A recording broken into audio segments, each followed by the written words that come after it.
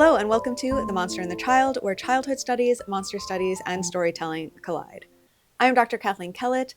Thank you for clicking on another installment of my young adult manuscript, Our Sharp Forsaken Teeth. If this is your first time clicking on one of these, we're almost at the end, so you're going to want to start at the beginning. There's a playlist up in the corner and down in the description, so you can watch the whole thing and catch up. Before you go, though, remember that I am currently running various programs that are open for enrollment on themonsterandthechild.com. That includes Youth Monsterology, my educational mentorship and peer literary discussion program, which is set to start at the end of August and run through the end of January. That's for teens ages 14 through 18. And then I also have just monthly monster book clubs for both adults and teens, also up for enrollment on the website. So make sure to check that out. That is also down in the description. All right, so for those of you who are catching up, no doubt you remember where we left off last. Things are very much falling apart. So Millie, having transformed with Gret, has this sort of shining moment where she kind of believes in her own future. Gret has this whole magnificent plan where they're going to run away to a bigger city and get jobs and start a life together away from all of the dangers that surround them here, namely Dr. Topher and Equilibrium Pharmaceuticals. And Millie makes the decision to go for that instead of what she has had in mind, though has been burying in her mind all of this time. Unfortunately, Dr. Joyan shows up, lets them know that they looked Millie up in the town register. They know what she is, and that Mr. Tremont, the now no longer would-be donor, and just a problem for them, is planning on essentially outing Millie as a synthetic werewolf. This poses a lot of problems for everyone, very much including Millie, because that's going to reveal to Equilibrium Pharmaceuticals that they've disabled her wristband. Meanwhile, the entire pack's out of a job, Luke is still not doing well. Everything's kind of going to hell. In all of this, Millie realizes now what that extra little bit of modification Dr. Topher did to her was, and she realizes that all of those nasty anti-werewolf rumors about werewolves being able to transform people with a bite, that's what Dr. Topher tried to make her able to do. This is pretty bad news to Millie because she has, of course, bitten Mr. Bix. And another revelation came along, and she now knows that her adaptation donor came from Gret's pack, and that was information that Gret had been concealing from her. So it's in this headspace that Millie calls Mr. Bix, mostly to see if he's, still alive from the modifications that she's now made to him. And he is, but he tells her that they need to meet. And it's in this self-destructive mindset that Millie agrees. And at the very end of our last chapter, Millie first realizes where Dr. Topher has been hiding. It's in the petrified forest. But then a car pulls up, a gun comes out, and someone calls her Marvel. So that was the end of part 3. We are now in the home stretch of this book, beginning part 4. Part 4, Anastasis. Chapter 33. Many people believe that instinct gives us only 2 choices, fight or flight. They are wrong. There's a third option, a useless impulse, but no less powerful. It was this instinct I obeyed as I stared at the hand on the gun. Freeze. Dr. Topher took a step toward me. Don't worry, Millie, she said. I didn't load it with silver bullets. Those pharmacists have been barbaric to you with those cages, haven't they? I always cut the silver to a minimum. She advanced another step. She looked different, but her voice was exactly the same. Look at you, she breathed. You're not a little girl anymore. Come with me, Millie, before someone takes you away again. I looked at my hands. They were bare. As soon as I moved my eyes, Dr. Topher closed the distance between us. No one else was in the parking garage. Even if I screamed and someone happened to be close by, I would only get them shot. With her free hand, Dr. Topher patted me down. I didn't have my phone with me. Satisfied that I posed no threat, Dr. Topher reached inside her jacket, which was far too bulky for the autumn heat. She brought forth a shining needle and held it to my throat. "I just want you to know," she said softly, "that if you hope to stall me, I can complete my experiment right here. I would prefer to take much greater care. There are preparations to be made that we should not skip. Scientific research is at its best when all the proper procedures are followed. But I will bypass the safety measures if you make me. I will not waste this chance." I knew that. Dr. Topher arranged my hair over the syringe and took my arm. My mind flowed away and gathered in the point where the needle touched my throat. "One more thing," she said. She tucked the gun into her belt and pulled a new device out of her jacket. It looked a little like a vegetable peeler with a very thin blade. She pressed a button and the blade began to whir with a quiet, high-pitched whine. "Hold still," she said. She held the blade against the outside of the wristband. My skin grew warmer and warmer as the metal parted. Dr. Topher pulled the instrument back just before it reached my flesh and started another incision on the opposite side. She pulled the wristband off in 2 clean pieces. Hundreds of old and new puncture wounds ringed my wrist in a livid bracelet. "They wouldn't have let you out of their sight without this, my marvel," Dr. Topher said. "I wish it hadn't been necessary." I stared at the newly exposed perforations in my skin. There was something important about the wristband. Something I couldn't remember. I was too small against the needle to hold my thoughts. My memories spilled out of my mind and evaporated. Dr. Topher gripped my sleeve and pulled me to the passenger side of her car. She had always been stronger than she looked. "Open the door, please," she said. Her voice sounded far away. She was always dimmer when my mind was elsewhere in my body. After all these years, that strategy still worked. It was just like being in the lab again. "You're not in the lab anymore." The words bubbled sluggishly to the surface of my thoughts. My fingers were on the door handle before I remembered it was Luke who'd spoken them. My awareness sharpened a little. Luke would grieve to see me in the arms of my adaptationist. So would all of them, but they could do nothing to help. I'd taken that choice away from them. After all they had done to protect me. I remembered why the wristband mattered. My knees buckled. Dr. Topher's cool, pale hand tightened on my sleeve. The needle dragged across my throat, but did not break the skin. My consciousness scraped along with it. I sat on the rough ground, staring at Dr. Topher's car. It was faded blue, nondescript. My mind fluttered against the needle, threatening to expand back out of that tiny spot, but it was safer to stay small in Dr. Topher's presence. Besides, why did I need to think? I had made my decision to abandon myself to Dr. Topher's violence, made and unmade and remade. Even if I'd been on the verge of unmaking that choice again, what did it matter now? Dr. Topher had come for me. I was hers. Couldn't I finally let myself go? A small voice cried out from the center of the pinprick that was me. "No." Dr. Topher hauled upward on my sleeve, but I slumped forward against the front tire. My teeth sank into the inside of my lip. She seized me under the arm, and I gasped through the blood in my mouth. The work of her hands had always been violent, but never the touch. "Get up," she hissed. I spat bright blood onto the tire. I pressed my hand against it as I rose, grinding it into the rubber.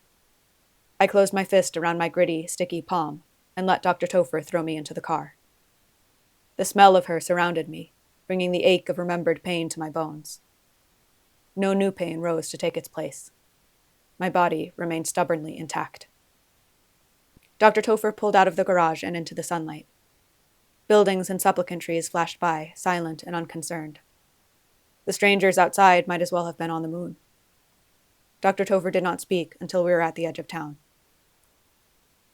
"That was a risk I'd hoped to avoid," she said quietly. The needle was still in her hand, pressed against the steering wheel.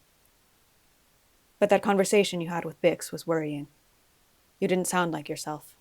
I was afraid you would do something drastic." She glanced at me. "There's blood on your lip. Did you hurt yourself when you fell?" She sounded genuinely concerned, the sheer absurdity of which finally brought my eyes to her face. Dr. Topher had changed herself, but not through adaptation. All of her features had been surgically altered: eyes, nose, chin. Her hair was gray now, instead of light brown, but the new face beneath it was young, the pale skin creamy and unblemished. Nobody but me would ever recognize her.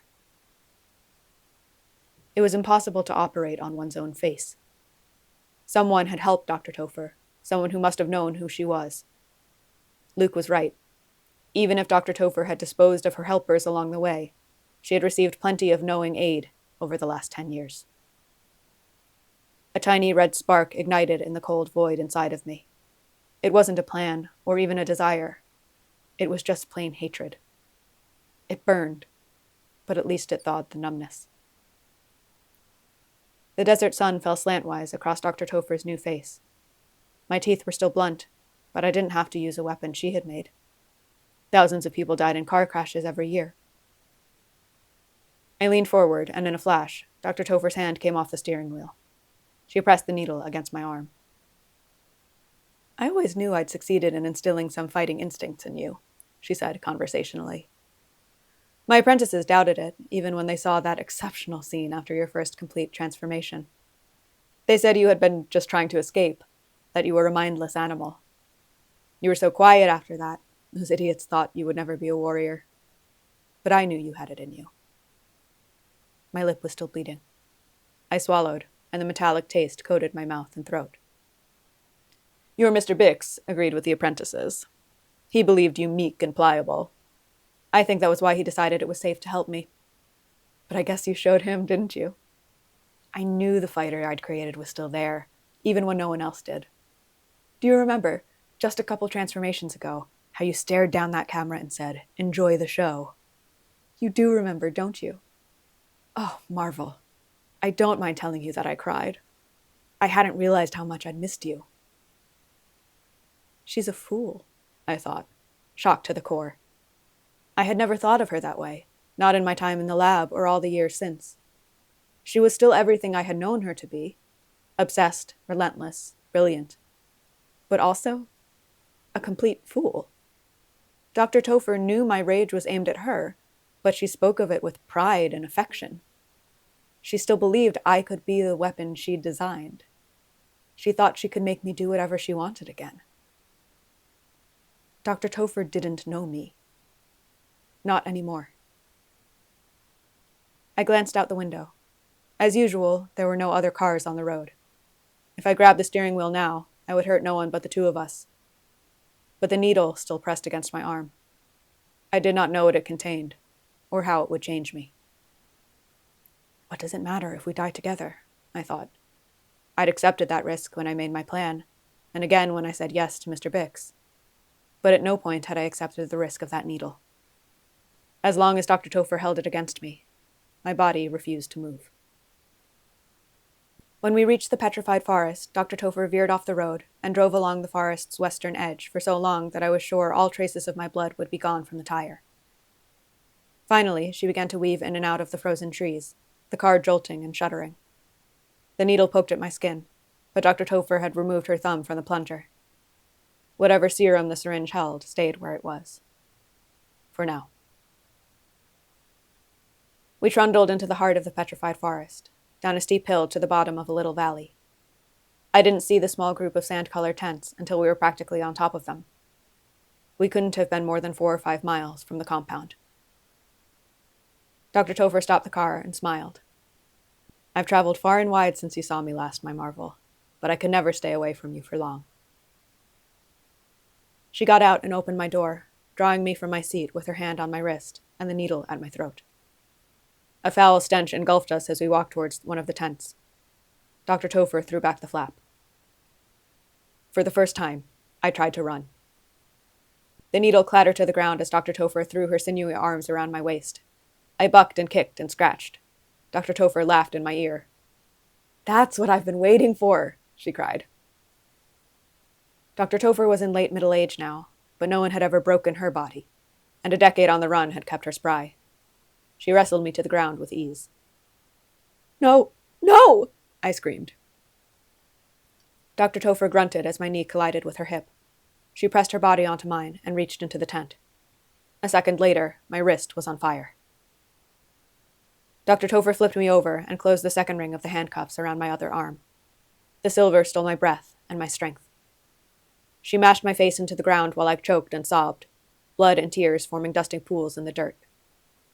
Dr. Topher hauled me up and pushed me into the tent. I kicked her again, but she caught my leg and a second pair of cuffs clapped around my ankles, which she hooked to a heavy weight. She left me there. I turned my head away from the body next to me, but I could not block out his voice. "Look at me," Mr. Bick said, his voice thick. "Look at me, you bitch!" I looked. Mr. Bix was cuffed like I was. He'd been stripped to his underwear. Patchy black fur had erupted over his entire body and face. One of his legs was crooked. The joints were in all the wrong places, and his foot had crumpled like a crushed flower. Claws split the pads of his fingers. Blood dripped from his mouth. He was stuck. "I didn't know I could do that," I pleaded. "Don't flatter yourself," Mr. Bick said, spitting next to my head. "It's not all you. At first, your filthy bite just made me sick. I could smell things different, taste things. Then it started spreading. I could feel my muscles stretching." I didn't want to listen to this, but Mr. Bix couldn't seem to stop talking. His eyes were unchanged, but wild. "I thought it was just an infection until I picked up the cuffs and my hand started burning. So I told her. She said she could fix it. She said now that you'd started it, she could turn me all the way." "Why would you believe her?" The silver reduced my voice to a ragged whimper. "You've seen me. You've known me for years." Dr. Topher's voice spoke from outside the tent. "Raymond isn't like everyone else. They only saw the errors, but he could see the potential." She opened the flap and crouched next to us, holding a leather bag in her lap. "The government caved too early. If they'd just ignored me a little longer, I would have gotten it right. Do you know how close to perfect you are, Millie? One more trial, that was all I needed. I already had the next subjects picked out. With them, stasis would be over.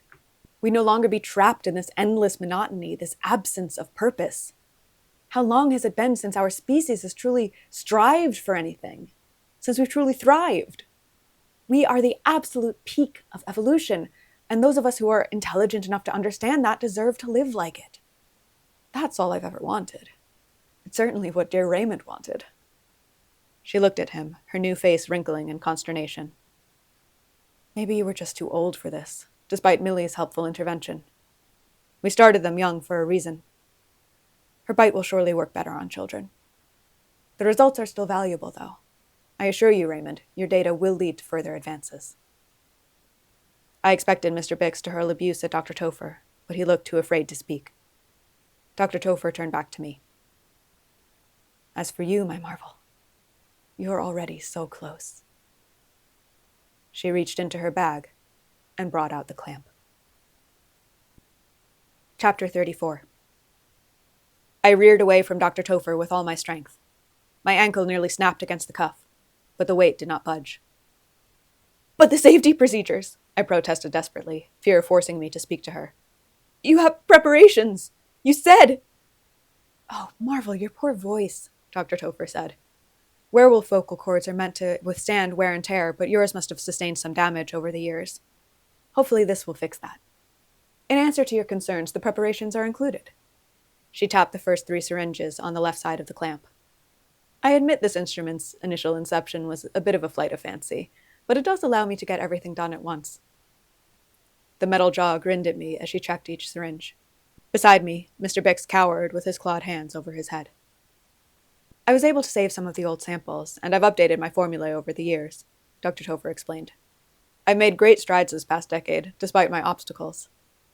But I never knew if my greatest innovation had worked, not until I saw what you did to Raymond.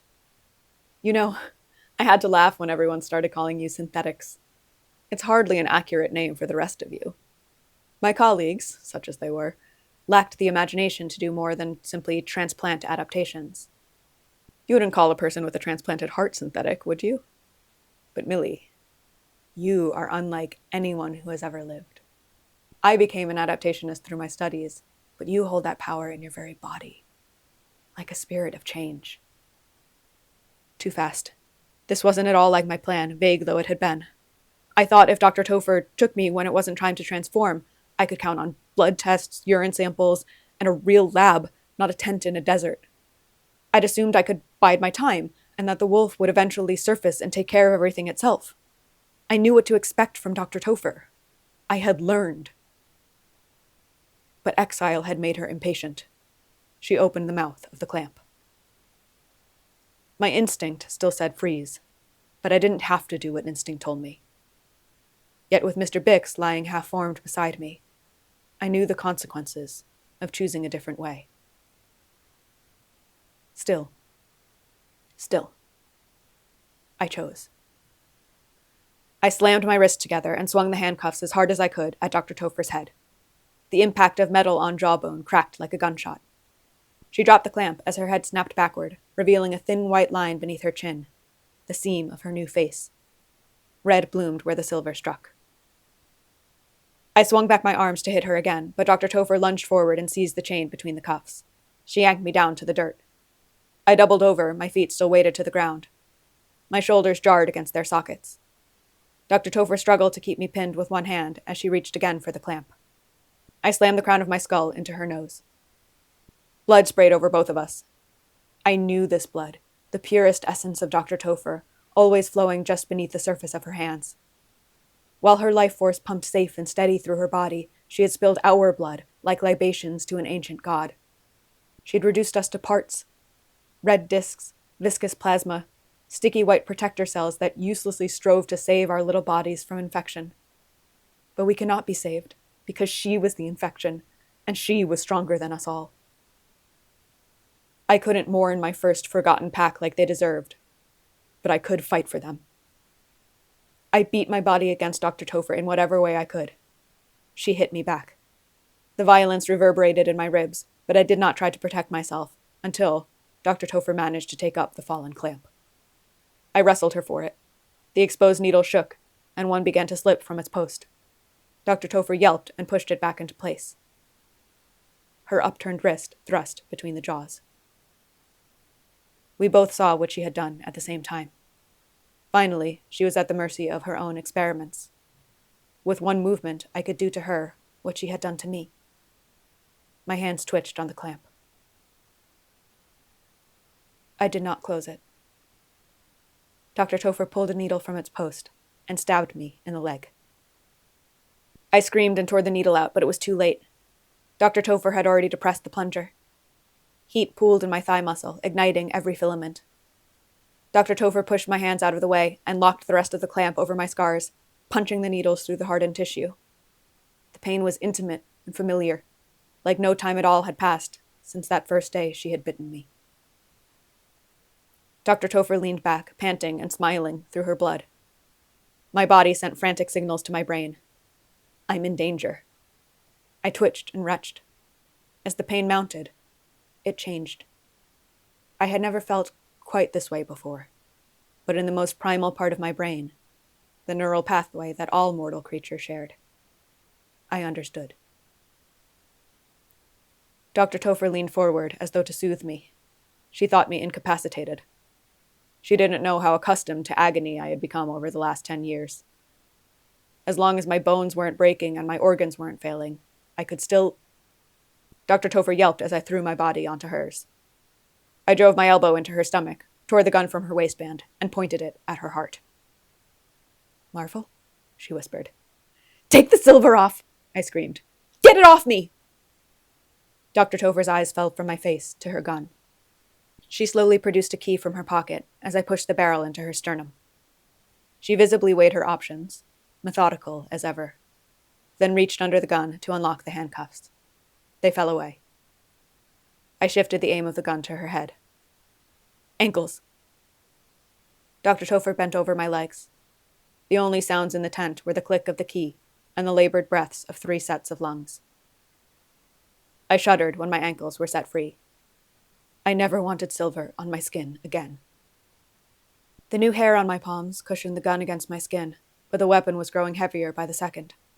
I wouldn't be able to hold it much longer. Dr. Topher stared down the barrel, her eyes wide. "Cuff yourself," I said, while my tongue could still form words. "Marvel, do it!" Still moving slowly and deliberately, Dr. Topher closed the handcuffs around her own wrists, and then, when I didn't lower the gun, around her ankles as well. I reached forward and pulled the little blade from her pocket and threw it across the tent, then jerked my chin down at the key by my feet. "Swallow it," I commanded. "Marvel, what are you hoping to accomplish?" Dr. Topher asked. Her voice was calm, but her lips were pale. "You're the one who said I'm a fighter," I said. "Do you think I won't pull the trigger?" Dr. Topher's eyes swept over me. She'd changed their color from blue to hazel, but I recognized the look in them. She was making observations, searching for results. The fur crept up my arms, but I was still girl-shaped. I didn't know how much longer I could hold on to this cliff, but neither did Dr. Topher. Moving her manacled arms awkwardly, she picked up the key and put it in her mouth. She choked on the first try, but on the second she forced the key down her throat. Her face went even paler. "Now what?" she whispered. The pain redoubled. It was time. The gun thudded to the ground, and I fell on top of it. Dr. Topher moved towards me, but I bared my still blunt teeth, and she drew back. I didn't have much time for last words. I said the first thing that came to mind, and I felt the truth as I spoke it. "I won't make your changes." Dr. Topher smiled sadly with bloody lips. "I know they made you hate me, Marvel, but you'll thank me when you're strong. Just try for me." The only answer she got was a crunching sound as my body spasmed into a new shape. Dr. Topher flinched, something I had never seen her do before. She half slid, half crawled from the tent. I couldn't stop her, but I didn't want her near me anyway. Not for this. I changed. Of course it hurt. Do I need to describe it? I've explained my pain so many times. I let go of the cliff. I couldn't fight the transformation anymore, if transformation was truly what this was. Time stretched and folded like my muscles and nerves. I had no way to mark its passage, but I still knew when the changing should have ended. It didn't. I was stuck again. I howled and screamed and made sounds that were neither or somehow both. Beside me, Mr. Bix, my captor, predator, victim, made sounds of his own. Dying sounds. I knew by his scent that he didn't have long. Neither did I. As my agony crescendoed, I instinctively tried to locate a point of pain on my shifting body, but my boundaries were moving too fast. I couldn't keep up with myself. The only real shape was the gun beneath my back. I stopped trying to be smaller. That was a survival tactic, and I wasn't going to survive. I opened my mind to the whole of my body. I wasn't a wolf, and I wasn't a girl. But I wasn't nothing, either. I was my brutal conscience, my beastly other will, and the dead and unwept-for children. I was the synthetic survivors underground. I was the forsaken runaways of Supplicant's Grove. I was a bite in a cage. I was a kiss in an abandoned house. The brink of death was an honest place. Dr. Topher told me to try, and once I had obeyed her. That first day Dr. Topher closed the clamp on me, I was ready and willing. Had her experiment succeeded, I would have destroyed whatever she wanted, and never questioned anything. I would have bitten for her. I would have turned more children into her marvels. But that wasn't what happened. That never happened. I didn't do those things. I was a weapon, but not the one Dr. Topher fashioned. I was not what I had been born, and neither was I what I had been made. I had nothing to offer but myself, and there was no one but me to accept the offering. It was my last chance to do so. So finally, I did. Sleep was just unconsciousness. My hip wrenched and tore me awake again in the night. The light illuminating the thin cloth of the tent had changed from the harsh sun to the cool moon. I was thirsty. Dr. Topher had not given me any water. I took as deep a breath as I could manage. My left lung seemed to be punctured at the moment, but I still brought in enough air to taste the change in its quality. Slowly, I turned my shapeless head towards Mr. Bix. His half-changed limbs were motionless. My stomach heaved with more than just the unfinished transformation. The corpse's form blurred as either tears or blood filled my eyes. At least Dr. Topher was bound and ready to be captured. When the others came, they would take her away. I hadn't completely failed in my mission, though soon I would follow my victim into that stench of death. My rib shifted, tissue knitted, my lung reinflated. I took a gulp of air, and I howled until my voice died. No one answered, but I was used to that. I just hoped that maybe a last lingering spirit might be listening, and that she would protect the next girl. A tarantula crawled under the flap of the tent. Curiously, it inspected my half-changed hand. It rested two of its hairy, delicate feet on my palm. I hoped my hand would not change and scare it away. I didn't want to be alone. The tarantula's form dimmed.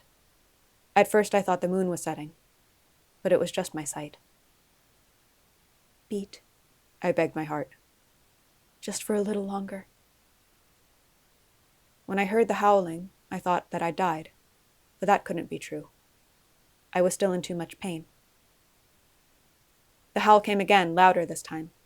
I realized I must be hallucinating. I'd never actually done that. Then again, I'd never died before either. At the next howl, the tarantula twitched and ran. I stared blearily at the empty space where it had stood.